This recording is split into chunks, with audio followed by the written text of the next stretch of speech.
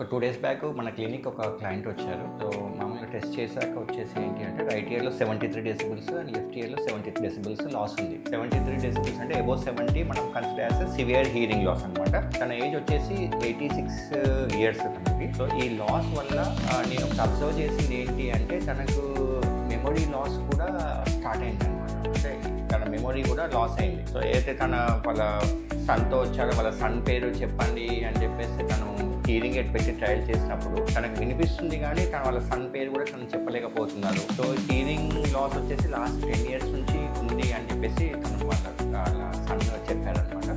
So సరిగా hearing aid use చేయకపోతే which leads to memory loss అని చెప్పేసి కూడా మనకు ఈ సినారియోలో మనకు తెలుస్తుంది. జస్ట్ ఈ విషయం మీతో షేర్ చేసుకుందాము అని నేను ఇది కింద ఉన్న రిపోర్ట్ చూపించి చెప్పడం జరిగింది అన్నమాట.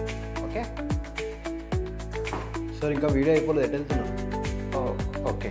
సో ఇంకోటి ఎవరైతే మన 2 days బ్యాక్ ఈ టెస్ట్ మీకు చెప్తున్నానో సో వాళ్ళు వచ్చేసి హోమ్ విజిట్ రిక్వెస్ట్ చేశారనమాట. ఒకసారి ఇంటికి వచ్చి హీరింగ్ ఎయిడ్స్ ఇవ్వండి సార్. అండ్ తన మెయిన్ ఎక్కువ టీవీ చూస్తారు, కొంచెం టీవీకి ఏవైతే కనెక్ట్ అవుతాయో ఆ హీరింగ్ ఎయిడ్స్ సజెస్ట్ చేయమని చెప్తే సో ఒకసారి హీరింగ్ ఎయిడ్స్ కోసం ఇవ్వడానికి నేను హోమ్ విజిట్ వెళ్తున్నాను.